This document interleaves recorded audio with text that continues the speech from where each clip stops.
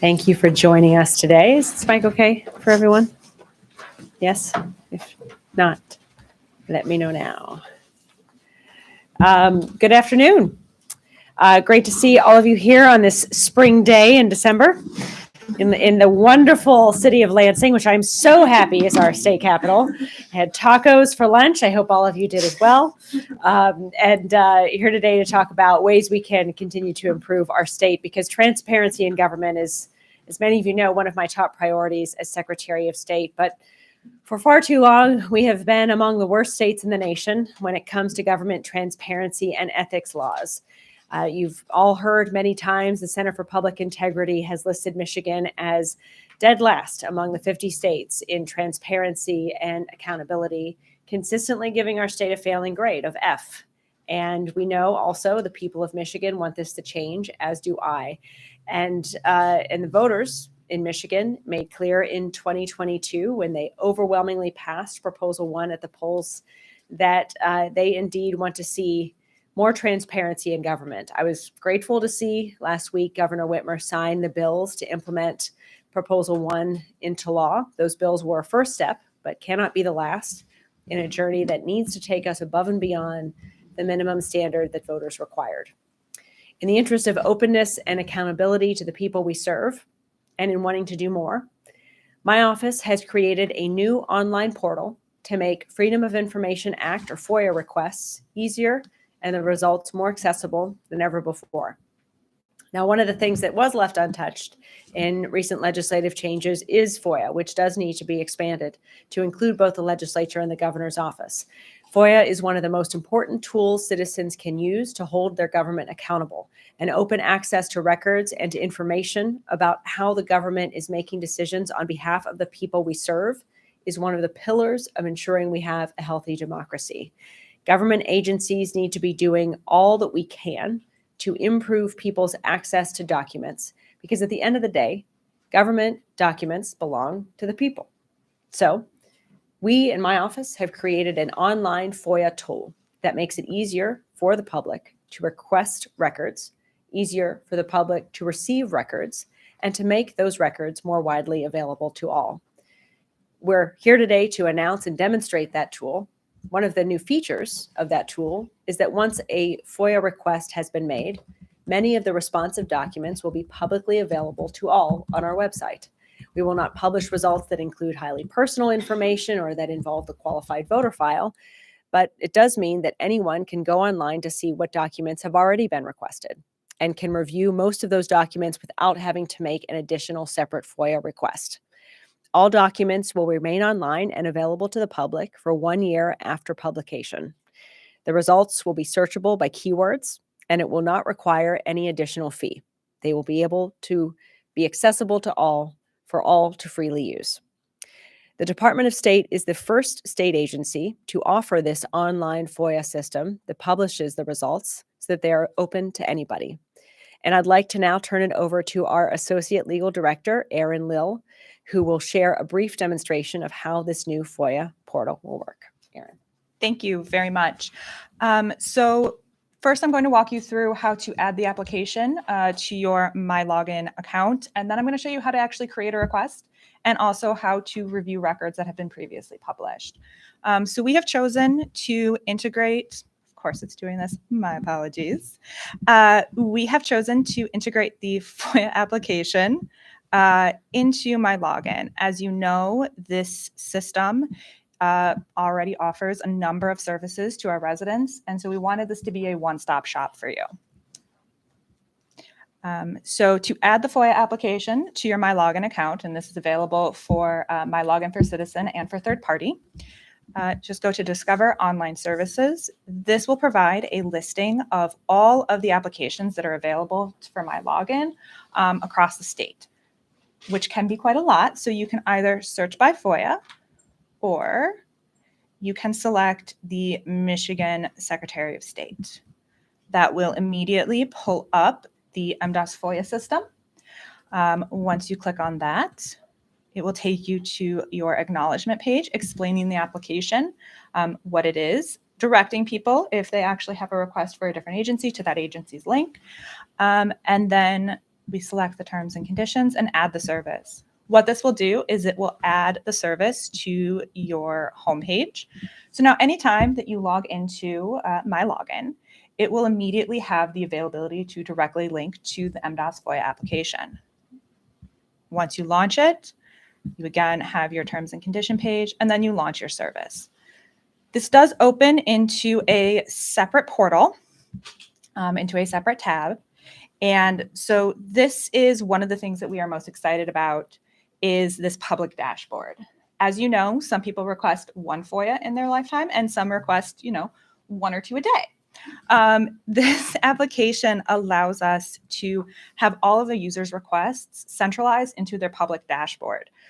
This will include any active requests, which I will show you in a moment, as well as any past requests. So that everything is there and you don't have to try to find requests and results in your email. Speaking of emails, the notifications here are a duplicate of the emails that you will receive when you submitted a request.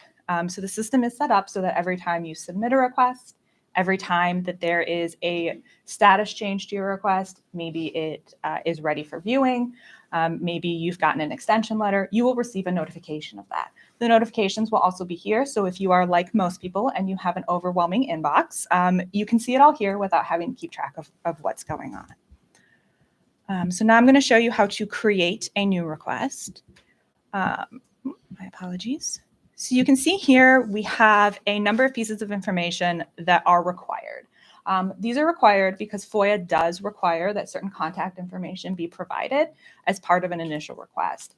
By requiring this information up front, it allows us to reduce the number of requests that we then can't process later on. Those requests aren't helpful for the residents. They're not helpful for anyone. And so by mandating this information up front, we're able to make sure that requests are quickly processed. You will see here that I do have to type in this information.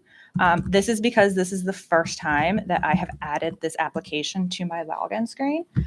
Once you have completed it for the first time, this information will actually all be retained for you, and so you won't have to repopulate it. My apologies. And FOIA does allow, obviously, for requesters from all over, and so we do have a place here as well for this information. The request information is obviously the most important part for the requester and for the processor. This allows you to select the requested information type that you have based on sort of what genre of information you think your request falls under. We have submitted this, or we've divided this, I should say, into some of the most common business areas. You can see we have branch office procedures, campaign finance records, driver information, executive office. It then requires that the information description be provided. For this section, we highly recommend that people be as specific as possible, both about the document that they are looking for and the date range if possible. That allows us to more quickly process your request. Already, this process does allow us to speed up the processing because any transition time with mail, things like that is eliminated. These requests are immediately delivered to the actual processor and don't need to be then later assigned. So once we've completed everything here, we can submit our request. There we go. And you can see I have our request 1221, and it has all of the information here captured on the screen. This is what I was talking about with the tracker here. You can see my status is listed as in progress. It has the date the request was submitted and the description of the request. It also has my information there, which is helpful. And you'll see here the balance. So this is also an improvement to our system. Previously, to pay balances for FOIA, you had to, cashier's check, money order, wait for the mail. This allows us to pay directly through our CPAS process or our CPAS system, which allows us for the first time to accept credit and debit card payments for FOIA, which, as you know, is a much faster process. And if you are at the last step of your payments, and you've made your payment, the FOIA is ready to go. As soon as you click pay, those records will be available for you instantaneously. The records, as they are made available, will be here under your response letters and here under your documents. As the secretary mentioned, this will maintain here for a year, and then you can download it as many times as you need. There's no restriction on that. Finally, I would like to show you the public record search. So this is the publication archive that we were discussing. Obviously, as we use the system more and more, we're going to get more and more in it. You can search by a number of things, including the keywords, the request number, the date it was received. Maybe you want to see an entire range of everything that was received and responded to. And then you can click search. And so if you know a record has already been submitted, or you want to see what a specific newspaper has searched for, you can do that because the records are tagged using subject names, date ranges, kind of general topics. One of the most common requests we have had this year is oaths of office for our governor, lieutenant governor, secretary, and the attorney general. So this is one of the records that has already been published here. So as you can see, I can type in oaths, and it will come up with the 4 records that have been published already. You can see they are tagged individually with the various subjects and the type of request. You can just click your eye here, and it will slowly download into another window. And so there you are. Everything is available immediately. There is no delays. And again, you can search for anything that has previously been published. That's all. Thank you. Thank you, Erin. I really appreciate that and all your hard work on behalf of the people of Michigan. Thank you for your demonstration today. And we have already gotten very positive feedback from public users of our system over the last few weeks since it went live. It's fast, it's easy, it eliminates layers of bureaucracy. And the launch of this new tool is also especially timely as we enter 2024 in the presidential election year. In 2023, a non-statewide election year, the Bureau of Elections saw a 300% increase in FOIA requests per day over 2021. Many of those requests did involve the qualified voter file, thousands of pages that could not be physically printed but had to be uploaded to a thumb drive and mailed to the requester. We expect the number of records requests to dramatically increase in 2024, and we have also seen a large increase in several different parties requesting the same document, sometimes as many as 150 different requests seeking the same information. So this new tool will manage those requests efficiently and effectively in a way that also alleviates the burden on a number of our staff and the economic impact as well. So next, I'd like to introduce Nick Pidgeon, the Executive Director of the Michigan Campaign Finance Network. He's here to talk about why transparency efforts like these are necessary. Nick. Good afternoon. I want to thank Secretary Benson and the Department of State for inviting me to talk about the importance of the Freedom of Information Act and for our work and the work of many of us in this room. The Michigan Campaign Finance Network is a nonpartisan nonprofit that started in 1996 with the altruistic goal of increasing public awareness of the impact that money has on politics. From the beginning, MCFN has been committed to making valuable fact-based information accessible to the public, voters, and policymakers. That information wouldn't be available without FOIA, and the proposal of an online system for publicly handling FOIA requests in an expedited manner will greatly benefit our work and the people of the state of Michigan. MCFN has used FOIA many times to conduct its investigations into conflicts of interest, revealing communication between public officials and private companies that they would later end up representing. The ease of which our legislators can move from regulating a business to working on behalf of that business is a huge problem. And FOIA is an important accountability mechanism, shining a light on the affairs of public officials who serve, knowing that any public record can be uncovered. MCFN believes that a public body that is subject to disclosure and is transparent in its deliberations and internal communications better serves the people of the state of Michigan. The proposal for an online system for granting FOIA requests can expedite the process and make it more difficult for public bodies to slow roll compliant requests or incorrectly deny information that they must disclose under FOIA. Although Michigan's FOIA law is fairly robust, aside from the exemption for the governor's office and the legislature, public bodies can use many methods to make obtaining information more difficult, including assessing excessive fees, granting partial requests to withhold information, and using stalling tactics. An online system would alleviate many of these issues since the exemptions cited would be scrutinized by the public and requests can be easily tracked. A requester and a FOIA coordinator can more quickly file, process, and fulfill requests with an online system, and the information will be instantly made public for all to see, adding more transparency to the FOIA process and eliminating redundant requests. I applaud the Secretary of State's office for creating and adopting an online FOIA request system for the Department of State and encourage all public bodies to adopt such a system to increase transparency in government at all levels. The Michigan Campaign Finance Network supports the efforts of any Michigan public bodies or officials to improve their FOIA processes, accountability, and easy access for the public. Thank you. Thank you.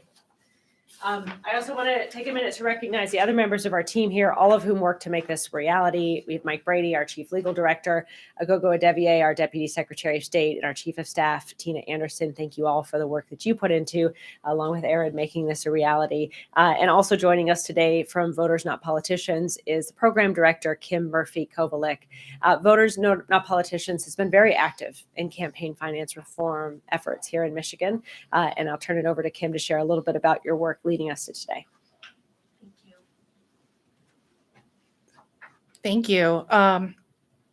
Voters Not Politicians started in 2017 with the sole role of increasing transparency in Michigan, with narrowly confined at that point to the way that our maps were drawn. Voters have the right to know, the people of Michigan, not just voters, have the right to know who is influencing policy outcomes, how policy is made, and the way the state's resources are allocated. This common sense tool will help alleviate some of the FOIA request pinches that we have seen.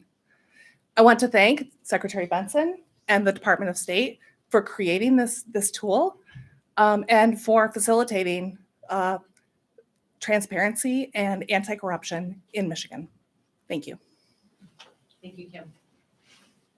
As we look ahead to 2024, we will be working with partners in the legislature to build on the progress of Proposal 1 and enact meaningful ethics reforms so that Michigan's government is truly accountable to every voter. That includes working to expand FOIA to cover the governor's office and the legislature. Michigan is just one of 2 states exempting the governor and one of 8 where the legislature is exempt. That needs to change. Many of the laws we need to enact are already in place in other states and at the federal level, and we've been looking to those best practices to implement national standards that will make Michigan a state where governing, where legislating, and leading are done with integrity and transparency and in accordance with the will of the people who've entrusted us all to lead. So thank you for being here today. I'm happy to take a few questions. Yes.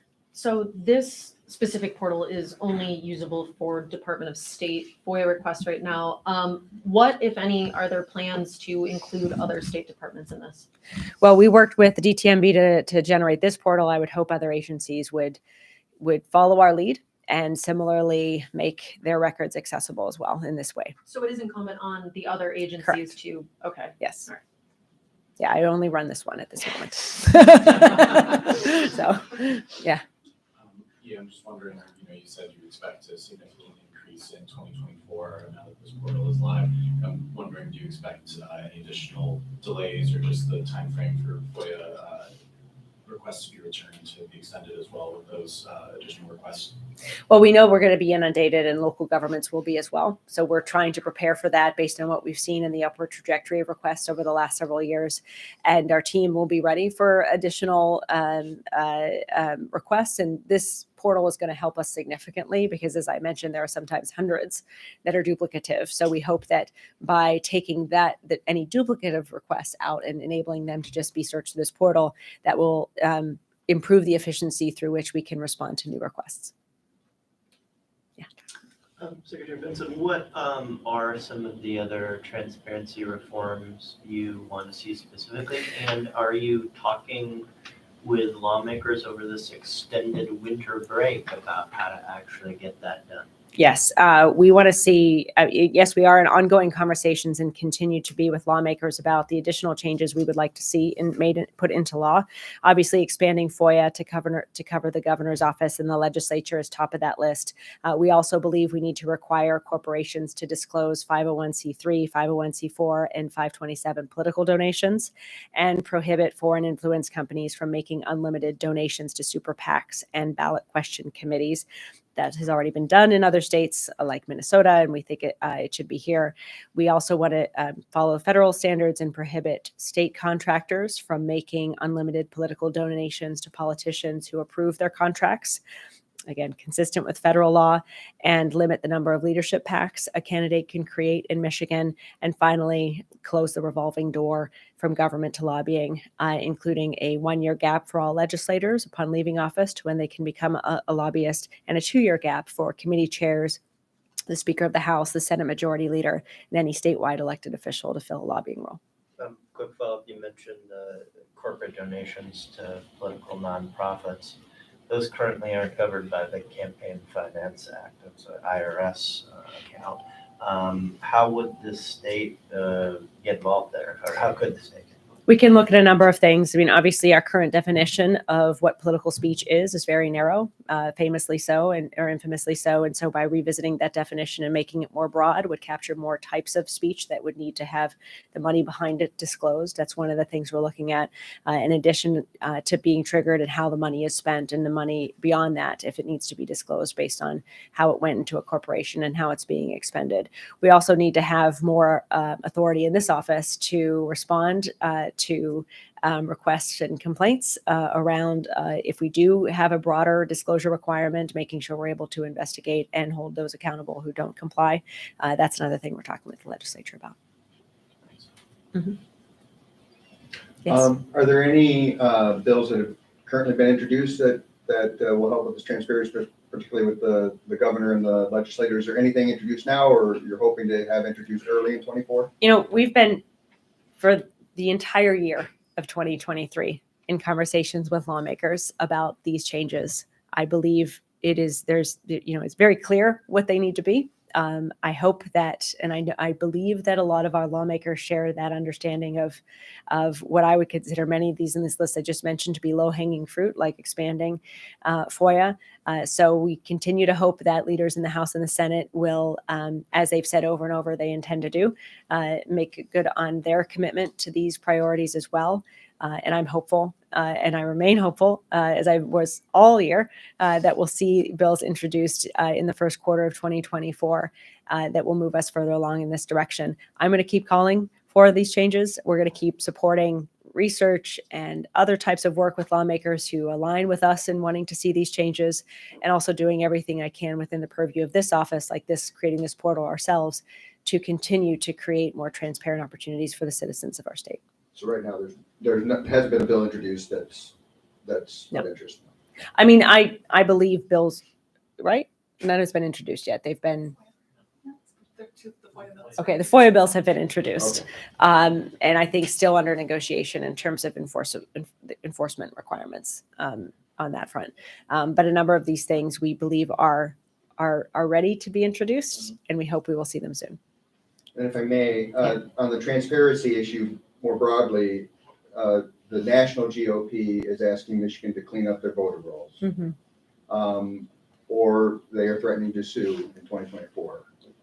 What's your reaction to that? My reaction first is we are coming upon an election year, and so we're going to start seeing a lot of lawsuits that are PR campaigns masquerading as legal pursuits, but are truly just about getting misinformation and other types of suspicion about what is already a very transparent process, and maintaining the accuracy of our voter rolls into the conversation. And I see this as part of that strategy. We've seen it before. We saw it in 2020, we saw it in 2022.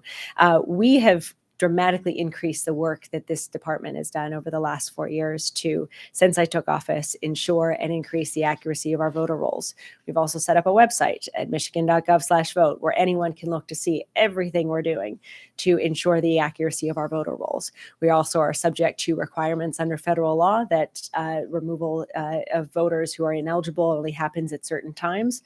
And we have removed over hundreds of thousands of people who have become ineligible during those times when we're able to do so. All of that's available on our website. Any more specifics, obviously, we can't get into given ongoing litigation, which is also part of, I believe, the strategy. But what we can talk openly and vociferously about is how proud we are of the work we are doing to ensure the accuracy of our voter rolls, and to remind folks of the other layers we have in place about governing who gets a ballot and who is able to return a ballot and have it counted. Michigan's election system is secure because in part of its decentralization and its multiple security checks throughout the process, in addition to the work we're doing on the voter rolls. You mentioned the times, are we in one of those times where you can clean up the voter rolls, or is that coming?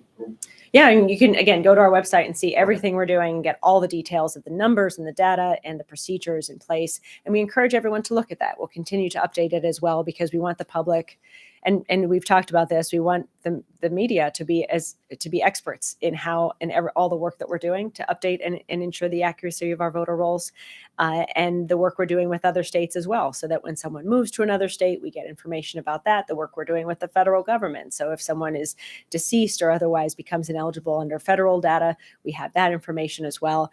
So I'm really proud of the work that we take very seriously, and it is it is a mark of the season we're about to enter into, that we're going to have to continue to defend that work against attempts to misinform the public about it, but we're ready. I think we have time for one more. Yes. Secretary, in your conversations with the legislature about these additional transparency measures, did they say why they couldn't pass them? I mean, they have a majority, they have bipartisan support for some of these measures. They had plenty of time. I guess, what were you hearing from lawmakers during that time? Yeah, well, I'd say first, that's a question for you all to ask them. I mean, we've been very clear about the need and also about the need for us to be able to enforce whatever protections they enact. I've testified before the House and Senate ethics committees as well, calling for these changes. And we have worked with a number of lawmakers on both the Senate and the House side to craft and propose legislation. So we hope to see this made a priority in the new year. I think, as we saw from the flurry of legislation that was enacted and is now being signed into law, there's a lot on the plate of our lawmakers, and I understand that as well. And everyone comes with a sense of urgency. Every piece of legislation that's enacted comes with its own sort of arguments for urgency. I believe we now need to turn to these issues and make them just as urgent, and my hope is that the legislature does as well, and that we'll see some movement in the new year. And I would ask for the public, who has so clearly said they support these changes, to join us in calling for this action. And we hope that will also increase the sense of urgency our lawmakers feel to get it done. So they didn't say what their hesitations were? I mean, I think these are there are complications of the details in terms of enforcement, as I mentioned, and funding the enforcement. And so we understand that. But I would direct questions about the intricacies of lawmaking to the lawmakers themselves and the decisions they're making about when to prioritize what and what decisions they make. Thank you. I can take one more. You can? Okay. Yeah, that's okay. I'm good, if there is one. Well, Yeah, go ahead. Secretary Benson, back on Island, you told myself and probably other reporters this summer that you thought it was really an opportunity for lawmakers to pair Prop 3 with these other reforms. Prop 1, yeah. Here you are, Prop 1, Yeah. sorry, here you are several months later. Yeah. They didn't do that. Did they miss an opportunity to package this into a larger transparency package? Well, what they did say vociferously and repeatedly was that the laws that they enacted last year were step one, that it was the floor and not the ceiling, that it was the first step in a journey. And so we intend to, in the new year, hold them to account for those declarations and ensure that indeed it was the first step. And I believe that it was. And I've had, again, several and repeated conversations with lawmakers who very much want to see these changes, and many of whom feel they were sent to Lansing to enact these changes. So I do believe that we'll see reforms and movement, and I think many of these are low-hanging fruit and shouldn't be a necessarily heavy lift. And I have great confidence in the chairs of the Senate and House ethics committees to bring legislation forward to a committee hearing for a vote and ultimately to the floor for a vote. And we'll see how things develop. I do think it is, I'll just sort of close by saying, I've been working, frankly, in many capacities as a law professor, as the dean of a law school, as secretary of state for the better part of 2 decades for a lot of these reforms, and grateful for the work that Voters Not Politicians and Michigan Campaign Finance Network has done as well to push these and keep these alive. There has never been more support for these reforms in Lansing than what I'm seeing now. And I hope that means we'll actually see things move. That's certainly my optimism going into 2024 and hopefully the New Year's resolution of many. Thank you all. Thanks, guys.